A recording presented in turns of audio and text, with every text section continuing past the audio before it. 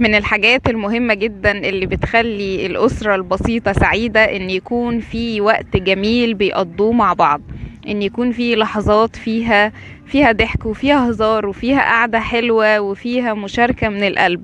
مش بتكلم هنا عن وقت يكون فيه حوار ويحكوا مشكلاتهم لبعض ويفتحوا قلبهم وانهم يبقوا اصدقاء، مش ده الجزء اللي بحكي عنه هنا خالص. انا بحكي عن جزء انه يبقى فيه وقت جميل، وقت حلو. ومش شرط ابدا ان الوقت ده يبقى في سفرية معينة، طبعا لو ده متاح يبقى افضل، في سفرية معينة او في خروجة او في ملاهي او في مكان كذا. مش شرط. الوقت الجميل ده ممكن يبقى وقت غدا، وقت عشاء، وقت سهرة حلوة واحنا يعني قاعدين مع بعض قعدة جميلة، وقت بنتفرج فيه على ألبوم صور قديم، وقت بنفتكر فيه مواقف حلوة وبنضحك. حاجات كتير جدا ممكن الأسرة تعملها مع بعضها وتخلي حياتهم سعيدة أكتر. الوقت المميز أو إن الناس تقضي مع بعضها وقت جيد ده شيء مهم جدا لأي أسرة. هو مش حاجة ترفيهية ومش للناس الرايقين بس اللي مش لاقيين حاجة يعملوها، ده مهم جدا. وزي ما قلت ده ممكن حتى يكون مجرد أكلة حلوة بتقعدوا فيها كلكم مع بعض. وليه بكرر موضوع أكلة حلوة؟ على أساس إنه دي حاجة متاحة وبتتعمل كل يوم. ازاي ممكن الوقت يبقى جميل جدا وطيب جدا مع الأسرة؟ يعني في الوقت ده ابعد عن النصايح. مش لازم نصيحة دلوقتي، حتى لو حد من الأبناء بيقول حاجة مش صح انصحوا بعدين. خلي الوقت ده وقت انتوا مسترخيين فيه، انت مسترخي كأب وانت مسترخية كأم وانتوا مبسوطين كأبناء.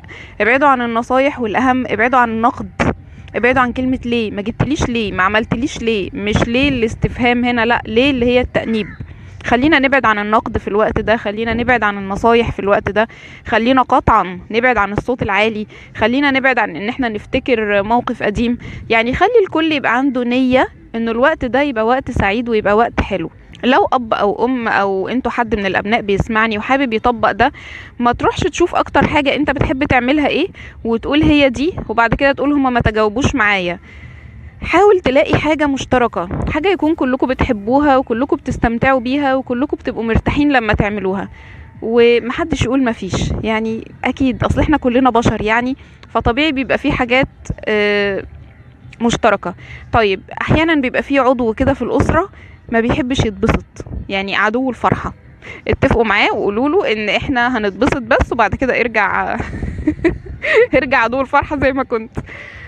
طب ايه اهمية حاجة زي كده؟ اهمية حاجة زي كده مش بس ان هي بتصنع ذكرى طيبة وعلاقة جميلة بين الاباء والابناء، لا، كل اب وام وارد جدا يكون في جواهم حاجة وجعاهم من اولادهم. ما هو مش دايما العيال هم اللي مجروحين يعني.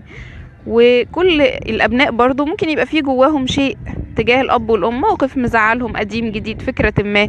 تكرار الاوقات الجيدة اللي بيعودوها كأسرة كلهم مع بعض بتخلي المشاعر السلبية دي حدتها تخف، بل انها ممكن تخلي اثر الموقف ده يدوب، واثر الموقف ده ينتهي، واثر الموقف ده ما يبقاش له اي معنى او اي قيمة. كما انها بتنمي روابط كبيرة بين الاسرة وبعضها.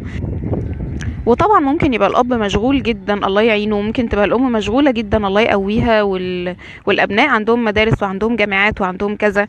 لكن انت يا ام وانت مشغولة كده تذكري ان لو جاتلك ضيفة دلوقتي او جارة ليكي ممكن تعطلك عن اللي انت بتعمليه لمدة ساعة او اكتر.